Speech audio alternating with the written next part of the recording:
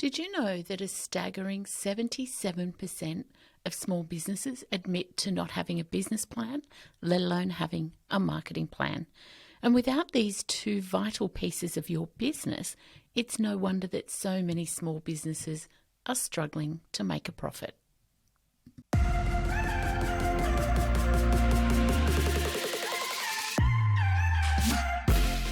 Welcome to Dollars and Dreams, the podcast designed to empower you to take control of your personal and business finance.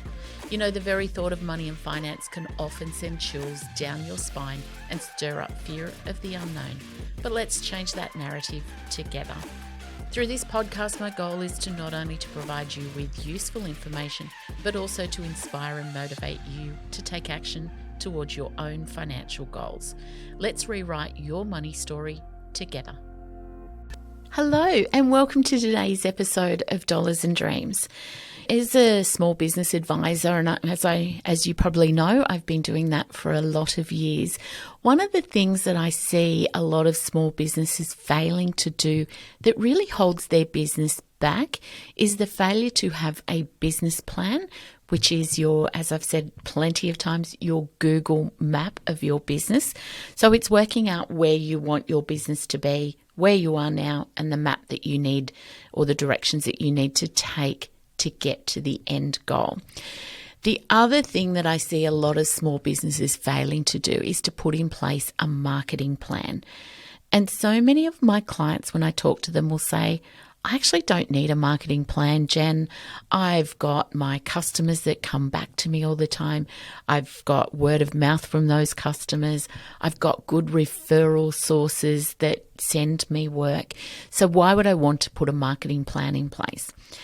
The idea behind a marketing plan is not looking at advertising, and it's probably got the wrong name for it, because when we think of marketing, we all think of television ads or radio ads or newspaper ads or ads in magazines and things like that, even ads on social media. But marketing and a marketing plan is not that.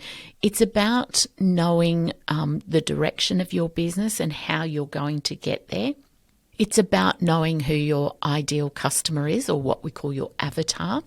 And it's also about working out the best activities for you to do in your business to achieve the best profit, to achieve the customer that you want to serve and service. And it's about working out what products and services the market wants from you. So you need a marketing plan to identify your target market and what products and service that target market want from you. You may think that they want product A, but when you actually dig deep into who your client is and what they want, they may very well want product B. So understanding your marketing plan is also digging deep into your avatar to find out what their pain points are, what products you've got that can solve a problem that they have. It's about finding what struggles they have and how you can solve them, but also about talking to them in the language that they understand. Now, we've all been onto certain websites or we've listened to social media posts, and you'll think to yourself, I need that, or that is something that I could use, or something that's going to solve a problem I have. But then you go to other websites and you think, that's actually not for me, or I don't understand it, it's too complicated, I can't find what I'm looking for, or you just don't like the language. Remember, a website and your social media posts and all of your advertising is you talking to your customer. And so if you're talking a different language to what your customer is talking, they're not going to be attracted to you. And I always say, if you're looking at, let's say, a legal service and you're looking for somebody that can write your wills and your estate planning, but then you see an ad and you go to their website and you can't find that, but you can find all the medical negligence type stuff, you do start to wonder if this is the legal firm for you. Just remember that marketing is everything that you put out as a small business, as well as the big businesses. And it's very different for big businesses because Coca-Cola, Cadbury, Nestle, Ford, they're not trying to sell to an individual customer. They have a huge marketing budget and they're just trying to do brand awareness. But as small businesses, we don't have that money that we can throw out there just for brand awareness. We need to really target our marketing so that person that you want to come and buy from you hears your message and straight away knows that you are the business for them.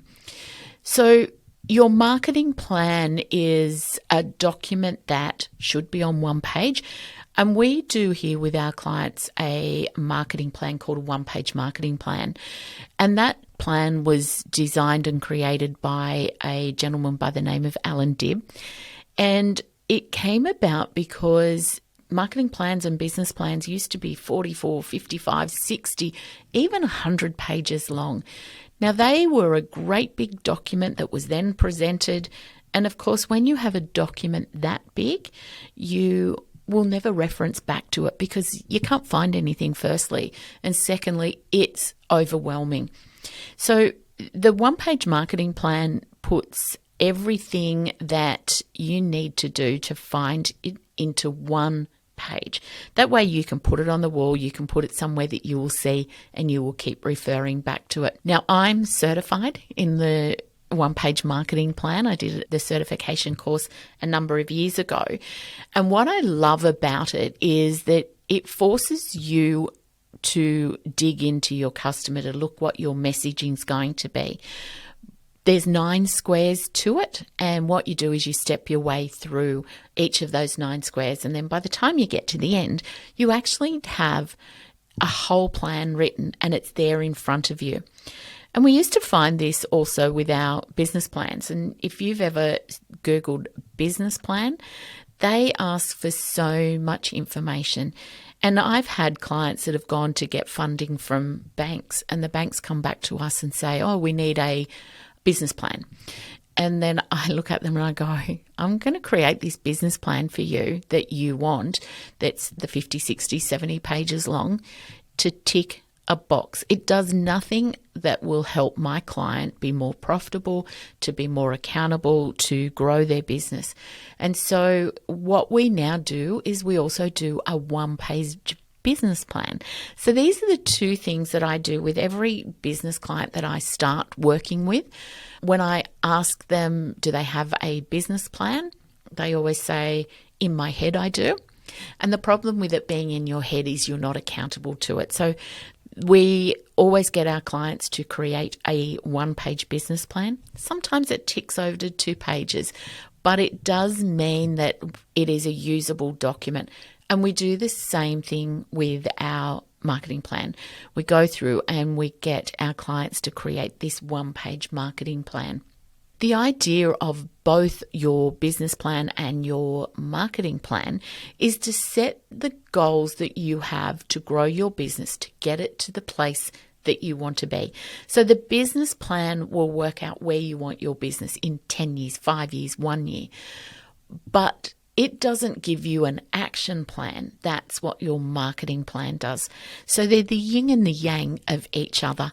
And it's important that you start with your business plan, because if you don't know where you want to be, you can't do your marketing and come up with a direction to get you there. So I always get everybody that I work with to sit down, spend some time, work out where they want to be in 10 years' time. Because there is a saying, and I don't know whose saying it is, so I'll just paraphrase. What it is, you are going to land somewhere in 10 years' time. No doubt about it. Time will get you there. It's just whether you land where you want to be in your business or whether you land where you end up.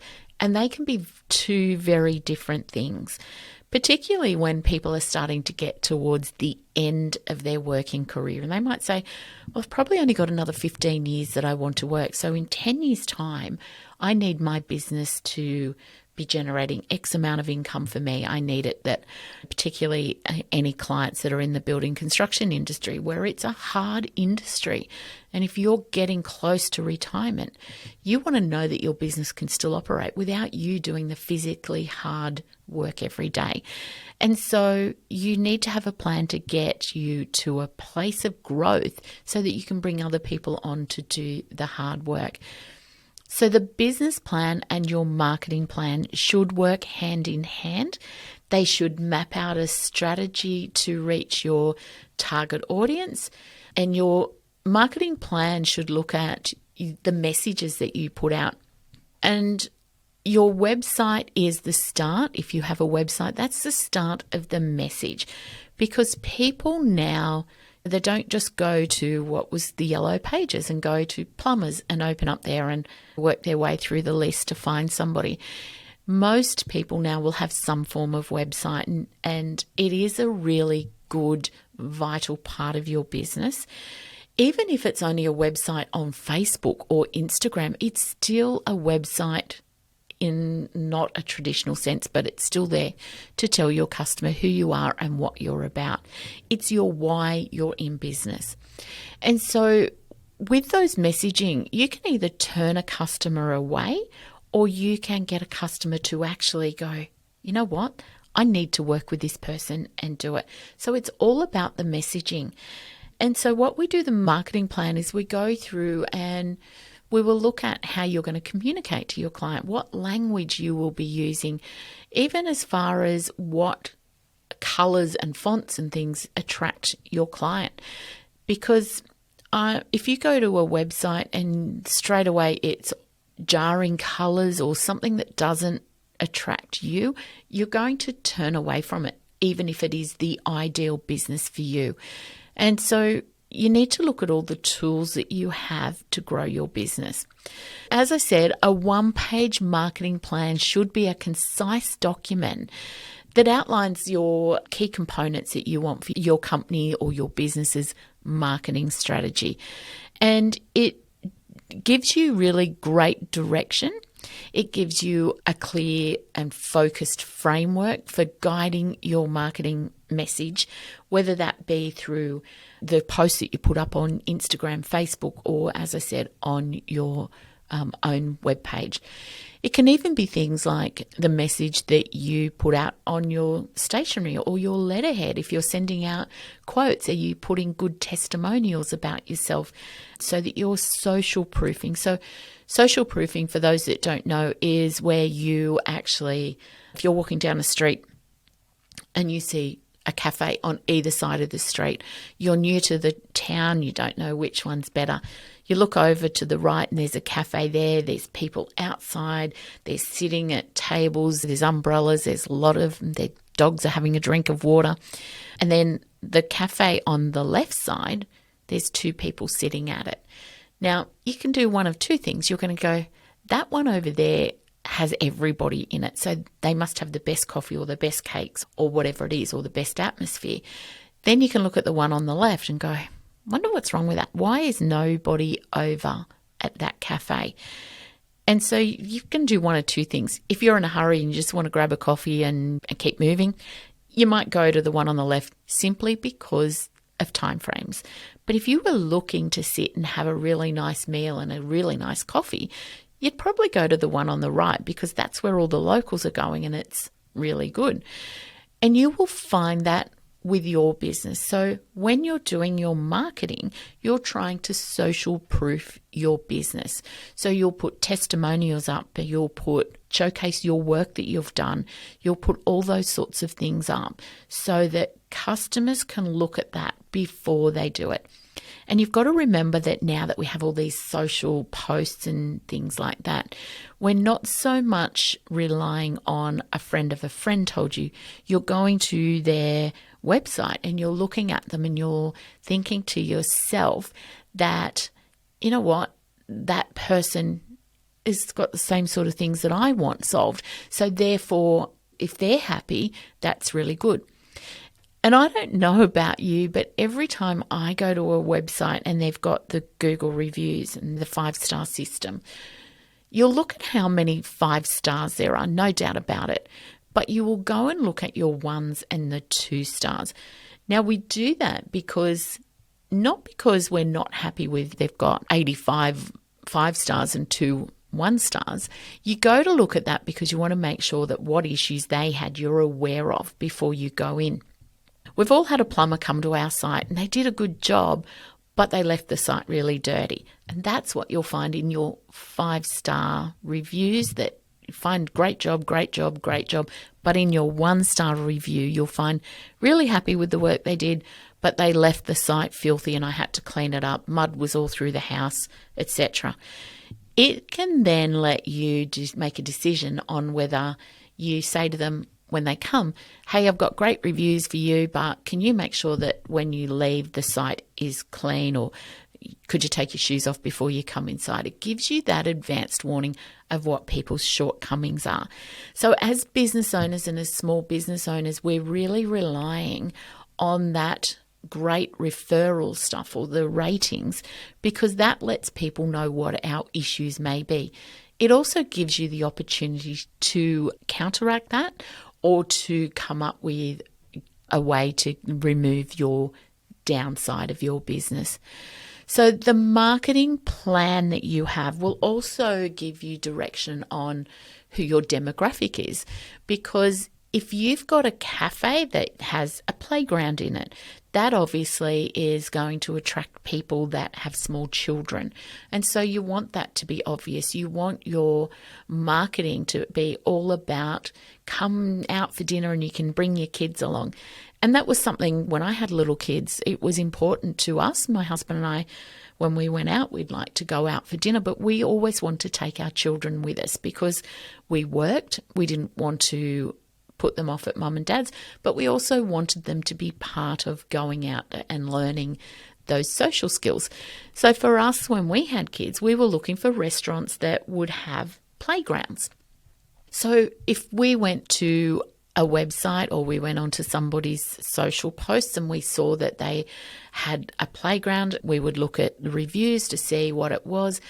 And if people were saying the playground area was dirty, there was broken equipment and things like that, you would question whether you would go there. And so that marketing then, the business owners could then jump onto that Google review, for example, and say, thanks for the feedback. We've made sure that now we have a cleaning inspection done every hour on the hour. Those equipment have now been replaced. So your marketing there has counteracted the shortcomings of your business. It also means that you wouldn't want to, if you were that restaurant that I was talking about, where you had a playground and so you were chasing the demographic of young families, you wouldn't want to use language that would be more directed to the older population.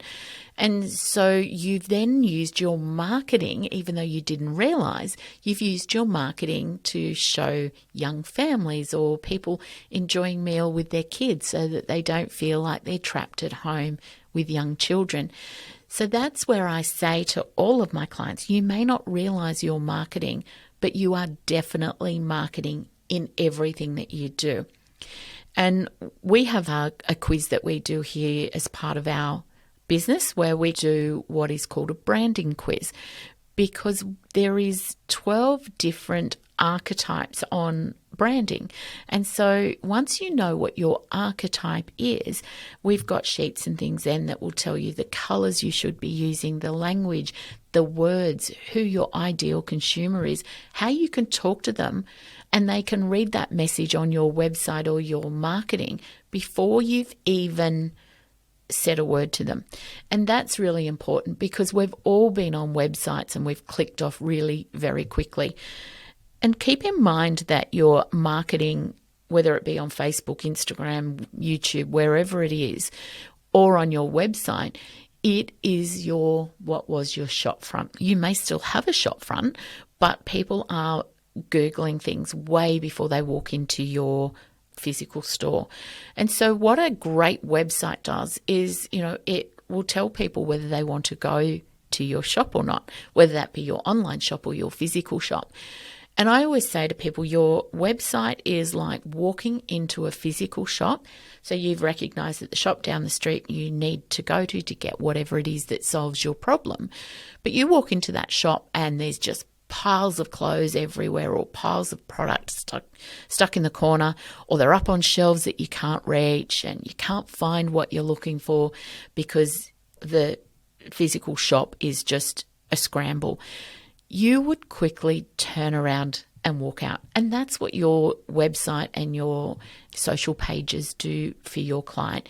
You want great, clear photos. You don't want scrambled mess. You want it to be easy to navigate around your website. You want your social pages to have references of what you do so that people know who they're looking for. And so with your marketing then, that allows you to directly speak to the person that you want to walk in your doors. If you don't think you need a marketing plan, I want you to reevaluate what that does, because our businesses are hard work some days and you don't want to make things harder than they have to be. So part of the marketing plan is also setting targets that you want to reach. And if you've ever listened to me, I am such a goal setter, and setting targets so that you can achieve what you want is such an important part of what we do. And it's the deadline. It's the assignment that you used to do at school that had to be lodged by a certain date. If you didn't hand it in, you got 0. It's just that when we go to our businesses, we forget that we need to do that. So there will be in your marketing plan, you should have a business overview. What is your business about? Who do you want to solve a problem for? What things can you do to tell the world that you are ready to help them solve their problem? You should have your marketing goals set down. What do you want to achieve? What is the aim of the marketing goal? Who is your target audience? And we talked about that earlier, just looking at who your avatar is or who your ideal customer is. And what I say with that when I do avatar work with all of my clients is don't assume. We've all heard that saying, assuming is making an ass out of you and me. I don't want you to assume. Talk to your audience. Facebook and Instagram is a great place to ask questions. If you've got a following, ask them why they come to you. What things are their burning issues that they want solved? How do they feel when they put their head on the pillow of a night about whatever your product is? Or the one that I always say to my clients is, if I had a magic wand and I could solve your biggest problem, what is your biggest issue? And that will be very different depending on who your client is. So if we go back to the restaurant, again, the biggest issue is those mum and dads might feel trapped. They've got no family to babysit, or they just want to go out and not feel all these eyes piercing at them in a restaurant because the kids are a bit loud. So the burning issue for them would be solving an issue that they feel trapped at home and they want to be able to go out to eat and still take their kids with them. Part of your marketing plan should also be doing some competitor analysis. And that's not to be your competitor. It's to find out what they're doing that you can improve on. Because, of course, if you've got a competitor and you're both selling white buckets, why is your white bucket better than their white bucket? And it might be that you've got a comfort handle. So when it's filled with water, it doesn't cut into your hand when you're carrying it. Or it might be that yours has a better shape so it fits into, the cupboard better. Come up with why your product is better than theirs. Part of your competitor analysis is also, why is their product better than mine? What do I need to do to my product to improve it? So that is part of your marketing. It's also part of your business plan, but it's something that you need to do. The other thing that we look at as part of your marketing planning is what channels is your ideal customer sitting in? Because if your ideal customer, for example, if you're a funeral home, you probably don't want to be advertising on TikTok or Instagram. It's probably not where you're going to find the person that's going to organize the funeral of their family members. So think about the channel. So we always say market to your client where your client plays. So if your demographic is on Facebook, that's where you should be concentrating your marketing. And this is all part of being part of a growing small business. It's one of the things that I see with so many small business owners is they think, I've just got to go and do my job and do my job well, and the market will come. And yes, it will come in time, but is it the right market? And is it the market that moves the needle in your business? We also look at, as I said, creating a budget. How much can you afford to spend on marketing? And that may be zero. It doesn't mean that when I say how much can you budget for marketing that you've got to find money for it, but you've got to make a conscious decision on doing that. It can also be that if you want to market on television or radio, you might want to put some money aside for that. But it's about making conscious decisions. Then we look at things like timelines and milestones that you're going to see in your business to make sure what you're doing works. Because remember, it's no point doing something if it doesn't work.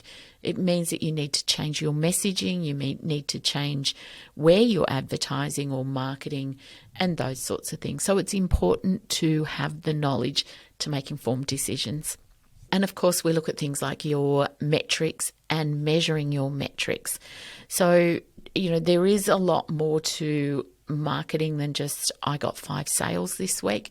It can be, has your database grown if you have a database and a CRM system, which is a customer relationship management system. So that's where you'll email out to your consumer.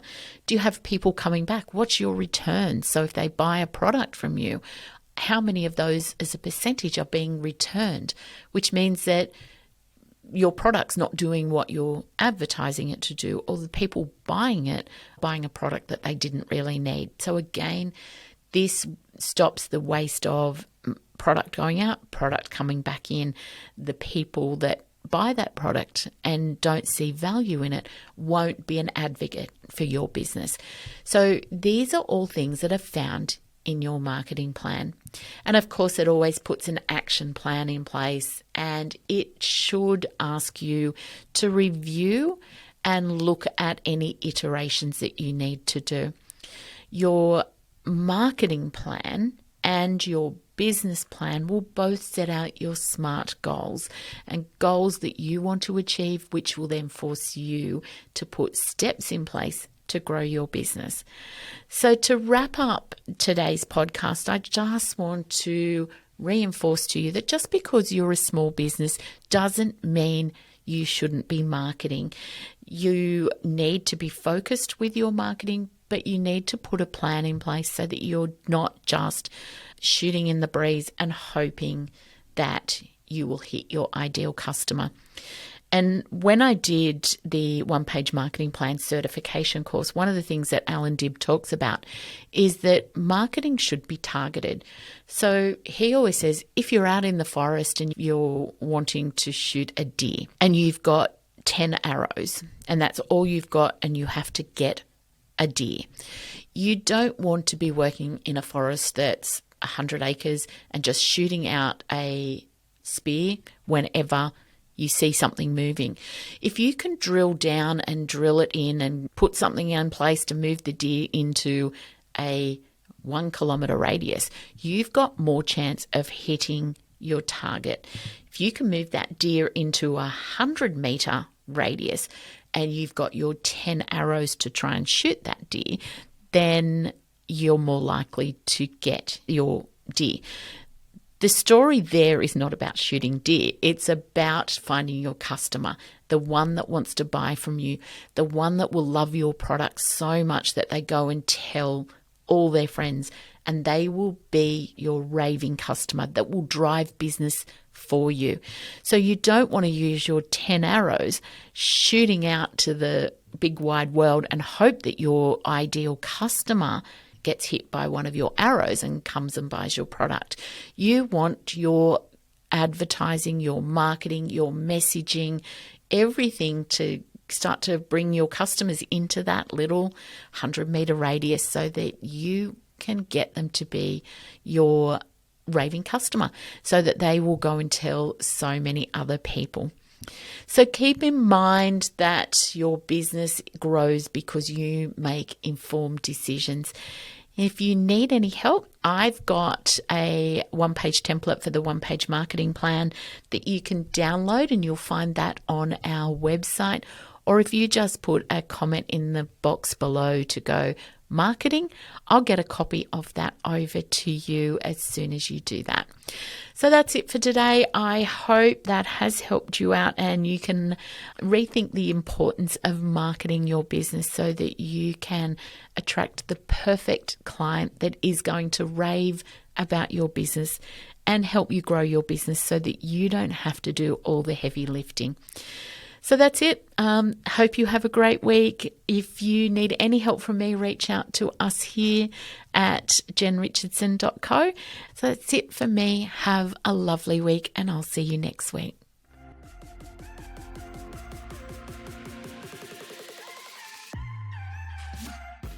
Remember, the advice shared in Dollars and Dreams is general in nature and it does not consider your own personal circumstances. Dollars and Dreams is for educational purposes only and should not be relied upon to make investment or financial decisions. If you need more help, please reach out to a financial advisor for tailored personal advice.